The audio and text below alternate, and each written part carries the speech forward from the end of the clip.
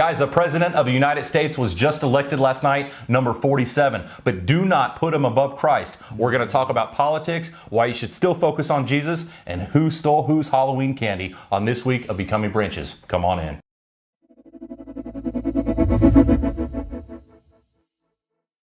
Hello, everybody, and welcome back to Becoming Branches. My name's Adam Cook. With me right here, Pastor Dustin McKinney. We're going to do a quick recap. First of all, how was your Halloween? First of all. How was your Halloween? Second of all. How was your Halloween? It was good. How was trick-or-treating? Yeah, it was fun. We had some families that Alexandra and I coach a Pee Wee baseball team. Yeah. And it was a costume party for kids. Like they're going, and then... You still win. And then we found out last minute it is also for adults. We're like, oh... So we threw together some last minute things. I went as a nerd. Okay. Because what does that mean? I mean, I found some... My son's a nerd. Alexandra had some glasses. I found some suspenders. So he doesn't wear any of that, though. No. And pocket protector, pins. I didn't have a bow tie either. Man. That was like the biggest thing that was missing. But hey, we made it work. And then she went as Rosie the Riveter. Okay. So yeah, it worked out. How about you? I got soaking wet with friends at church. And we, so true. We went to our friend. No, you should have just left it there. Moved on to the next. We got soaking wet with our friends. We did a couple, Todd and Erica Simpson at church. Yep. And we went with them. Our families did a collab. We had dinner. We had a very lovely time. And we were walking in these clouds rolling. And Todd and I were walking together. I said, and I looked at my radar. I said, Todd. We're about to get soaked. He's like, okay, so we're in this housing edition. Well, it's two massive housing editions, and it just ripped, and it was cold, and Emma was screaming, and she's trying to hide. It was freezing last year. Yeah, well, last year was snow and ice. Yeah. This was just miserable rain. But on the Halloween, on this topic of Donald Trump, who is the 47th president again, there it is. My son Levi was Donald Trump for Halloween, and it was hysterical. Overall, he got much love, except for, I know, the biggest candy. He did get more candy because he was Trump, and he specifically went to a house that had Kamala Harris sign in the yard. Oh boy! And I'm like, well, maybe we should avoid it. He told me about this. Yes. Maybe we should avoid it. He's like, oh no. I'm beelining it for this house. So he goes up and he's waiting patiently, and he looks a lot like Trump. We have the wig and the suit and everything. And these two guys look up from their table just like, Yeah. And of course, so Levi walks up. He goes, man, I noticed your sign. What a terrible sign. That is the worst sign I've ever seen. And Kamala's, all this stuff. And they're just like sitting there like, they want to say something, but it's a kid. Yeah, right. So they're just like... Had to be tempered. They're like, do you have to bring politics into this? He's like, yes, and then he just goes on again. So anyway, so he was Donald Trump. We did get soaked, but it was great fun. So what do you think of the election? Jumping forward now, so the election happened. When you're watching this, Super Tuesday happened. It wasn't quite a nail biter, was it? This was a blowout. I was super pleased. Yeah. I will say. It was awesome. Yeah, it was. She got, what was it? I saw a meme. It was like, I haven't seen a man beat a woman this bad since the Olympics. They're talking about So it was like perfect. So yeah, the public spoke pretty strongly. Yeah. We were having the discussion before the podcast started that, for me, this is like the United States saying like, hey, Democratic Party, hey, left, like, you went too far. Yeah. Like, we talk about, we have these pendulum swings. Like, I hope we don't, like, go super swing where we lose our mind on everything. But, like, let's get this pendulum back in the middle. Because this has been just kind of crazy town here for the last 4 years. So, I was well pleased. And then I watched his acceptance speech. It was just, like, chuckling and just like, that's Donald Trump in a nutshell right there. Yeah. The 3-minute riff on the rocket. Yeah. And I saw those engines firing, and it looked like it was over. It was going to smash. And then I saw the fire pour out from the left side, and I put it straight. And it came down so gently, and then it wrapped those arms around it, and it held it. And just like you hold your baby at night, your little baby. The rocket, it's just ball of fire. It was awesome. Yeah. It was awesome. So one of the encouraging things that Christina and I were talking about with this election was we kind of restored our faith in the American people. Because if you watch the news and you're watching all this ideology and this craziness, you're like, oh my gosh, what country are we living in? But then when you look at the map of red, and even in Miami-Dade and all these places. Illinois. Yeah, all these places, if you zoom in, are red.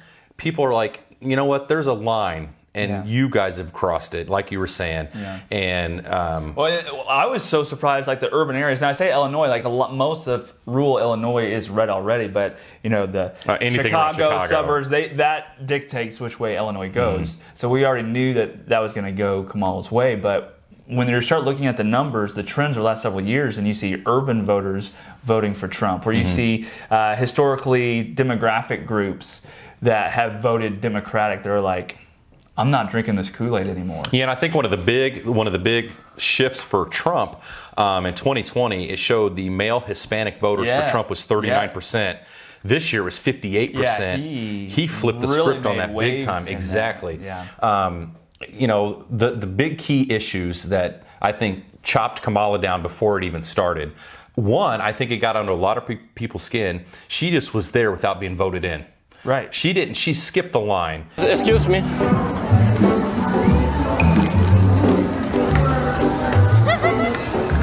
I'm sorry. Why are you shortcutting? Sorry, no English.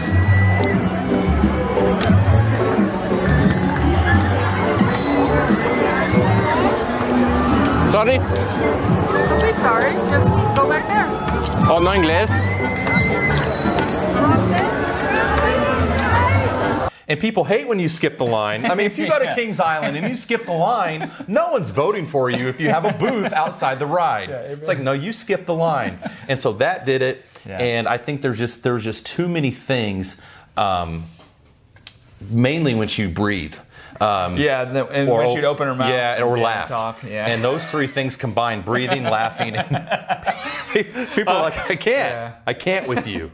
So. Yeah, well, and no general concept to be able of describing a policy, obviously played. And then obviously, people jumped off the Biden train so quickly after that debate. And then you have, after his train wreck of a debate, and then you have obviously inflation, you have the border crisis, and then her not distancing herself nearly enough from Biden. And then all of those things that you mentioned, breathing, walking, talking.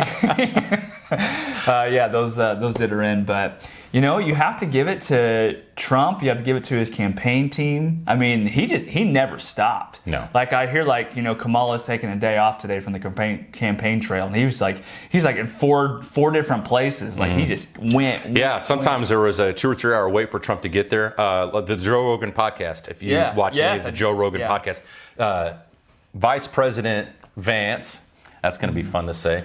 Anyway, so he was on the Joe Rogan podcast, and he said that Trump didn't necessarily want a 3 hour interview because he had a rally, but he's like, the conversation was so good, he just stayed there, and then when he got there, he was 2.5 hours late.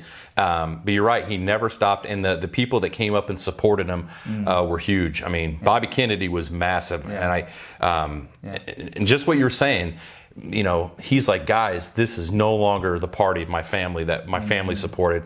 I can't support this. I don't even know what this is anymore. Yeah. So you're right. Too far left is they kind of ate themselves. Yeah. So we were praying before we started our podcast, and I thought, you'd prayed for some really good things that, Christians, because, both I would say, Donald Trump is not the savior of the world. Correct. Right. But that is so true. That's what I tell my kids. We are encouraged that there is a party platform that has been voted on by the people that is much more God honoring than that of the opposing party, that literally is trying to lift up the things that God hates. And so we vote as close to a biblically honoring party platform and policy that we can. And so we're encouraged by that. But like I said, Donald Trump's not the savior of the world. Correct. So what do we do now as the church? Like, we have now this new open door of opportunity. What would you say, to the American church? What words of encouragement or words of warning would you give? I think this is an extension of time. I think that's what I would say. We've got a 4-year extension. You read through the Old Testament, God is doing these things because the people have left him. And God's like, I'm going to raise the city. I'm going to destroy it. I'm going to do all these things. But he always finishes, if they come back to me, I will restore them. I will love them. I am their God. And I think this was a warning shot, much like the president shot to his ear.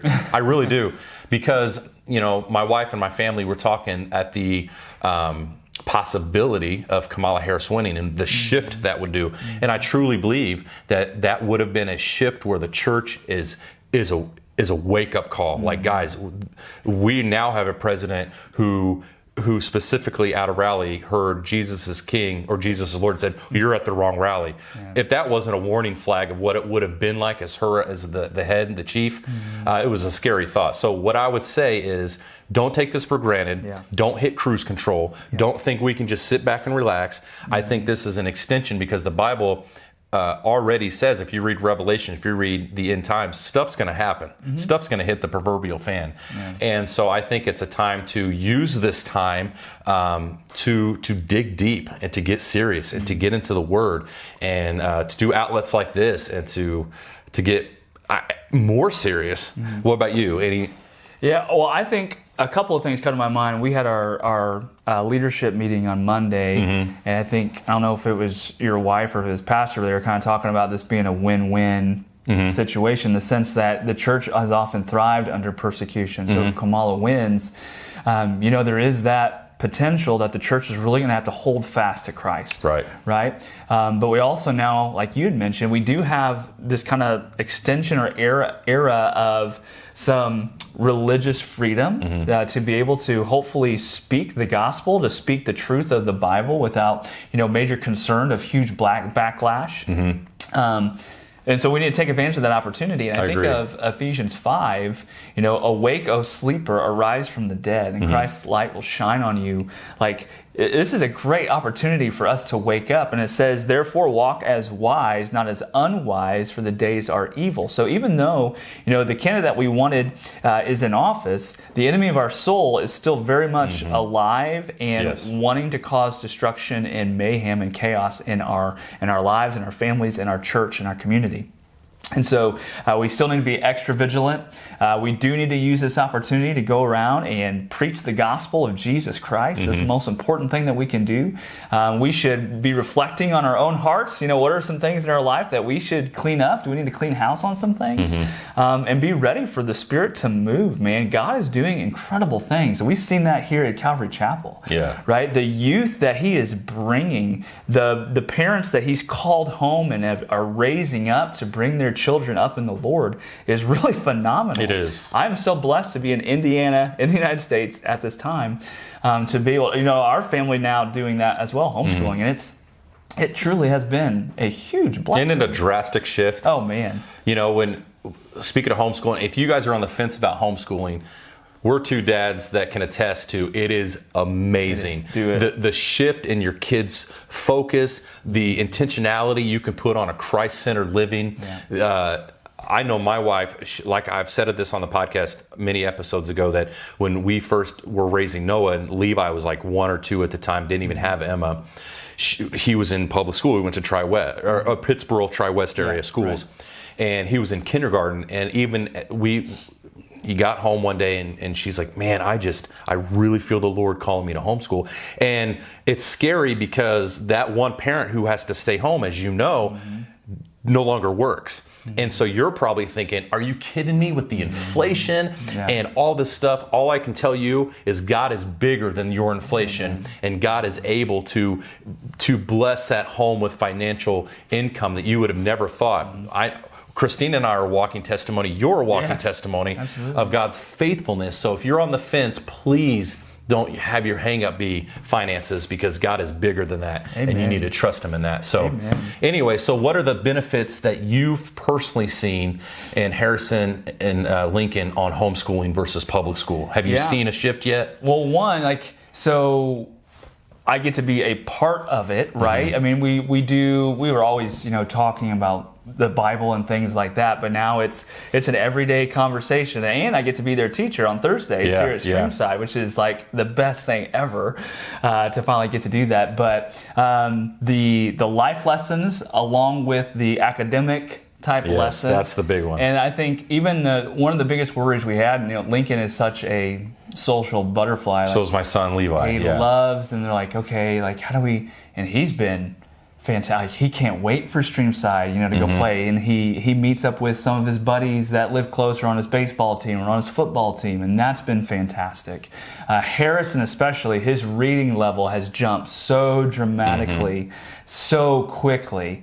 So that's been a huge, and I've always been, well, not when I was a kid, but when I became an educator, like, teach your kids to read and teach your kids, try to foster an environment where they love to read.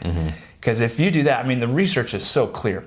Everything else goes up. And they can learn anything they want on their own. And so we are huge on reading in our household. So like part of the curriculum that we have is just, it's free reading. So like half an hour in your rooms, you just go read. Find something, fall in love with a story.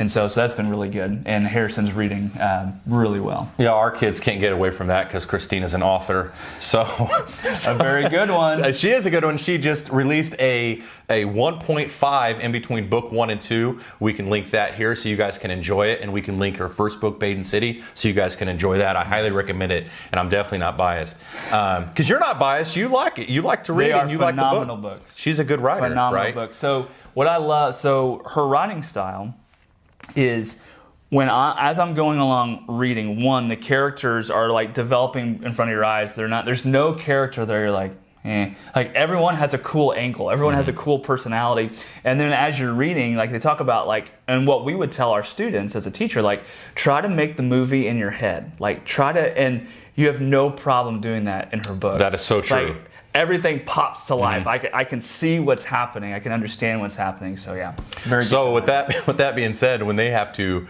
read and kind of write about the story, Levi will come or will write. Okay, Mom, I read this, and then they turn it in. Well, Christina's the teacher, and she's an author, yes, right. And so the standard is through the roof. So what Levi tries to do is to bring it to me. Hey, Dad, how's this? He's like, Dad, how's the story? And I'll read it. I'm like, okay. I was like, but I'll read it. I'm like, don't show this to your mom. And he'll be like, well, why? I'm like, man, she gonna rip this to shit. Yeah, and so they do. And then Christina's like, but what about this main character? And and then Levi's just eyes roll back. But this character said this back here, so they can't say this here because that's not what this character Emma's would like, say. Mommy, what's a story arc? I'm 8 years old. What's a story arc? She's like, look, I need to know what Garfield's doing here, okay? And he's not developing like I want him to. Garfield ate the lasagna because he likes the lasagna. Yeah. No. What's his motivation? Yeah, not going to fly with K.L. Cook in the house. So I kind of feel bad for him, but the expectation is through the roof. But homeschool is phenomenal. Awesome. It's awesome. Switching gears, because I told you I'd do this, and I have to do this because he's sitting right here. Yeah, he does. Yeah, he does. I want to know if you have a liberal left meltdown about these 9-0 IU Hoosiers football.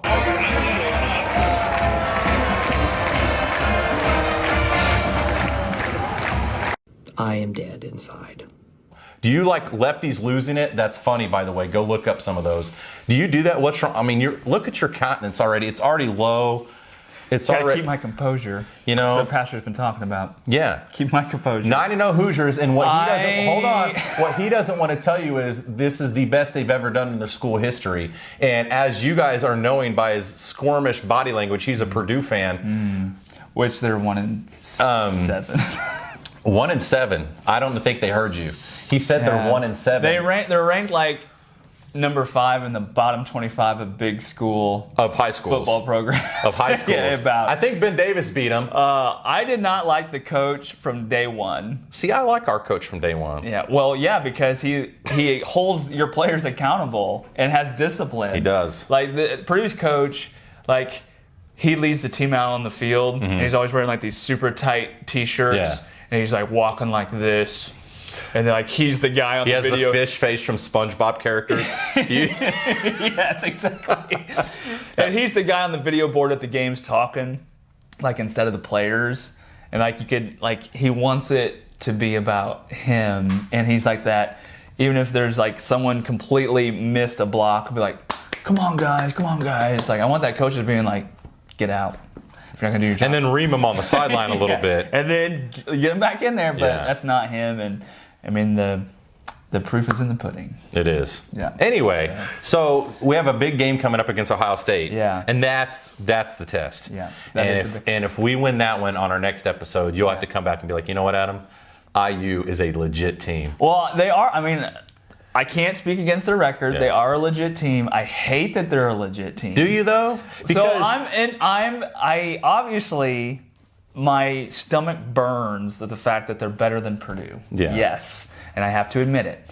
But I'm in that camp where like I won't root against IU for all things forever. Like they're still an Indiana school. Yeah. So like if they beat Ohio State, like that puts them right into the championship contention of being in the. So what you're saying? playoffs. So if Indiana makes it to a playoff championship spot, you're going to root for them because you're a part of the Hoosier State. No one's ever heard of the Indiana Boilermakers. They've heard of the Indiana Hoosiers, and if you're driving through the Hoosier State, anyway, enough picking on you. I just wanted you to. We can switch topics to the Colts, and they're terrible. Yeah, and we both like the Colts. We both like the Colts. Yeah, that's rough going. And I was telling you, like, they're just in that perpetual cycle of trash, of being just at average. Like they either average need to tank trash, or they need to move up because right now, if you stay in that 4-4, you stay around that 500, you don't move from there. Right. Unless you get a crazy all-star out of the third, fourth round. But well, Tom Brady came off the bench and he was that nobody know. from Michigan. I was gonna say, but that is a rare. It is. So. Guys, I want to talk about our next guest coming up because this is on my heart. His name is Harold Cavender. And guys, his testimony and what he's going to bring to the table. This table is talking about his cancer journey and just having a scare with skin cancer and that alone. And that's just, I consider that just the top warning level of the cancers. But what God has brought him through, his doubts, his fears, I'm very excited about our next guest coming up. His name is Harold Cavender. Make sure you come back and listen to Harold Cavender. Sounds like a good plan. Did you eat all the Halloween candy before we exit this episode? Did you steal any?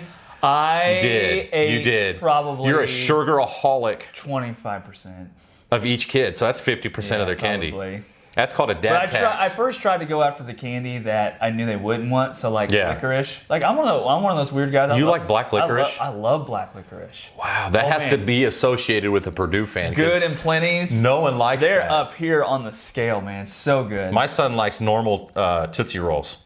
Yeah. Do you like Tootsie Rolls? I'm down with He loves Tootsie those. Roll. One of his favorite things that he thought was ironic is when we used to go to the gym at Planet Fitness, we switched gyms, but they had these two big old tubs of Tootsie Roll candy. And as you finished working out, he's like, okay, I'll go grab candy.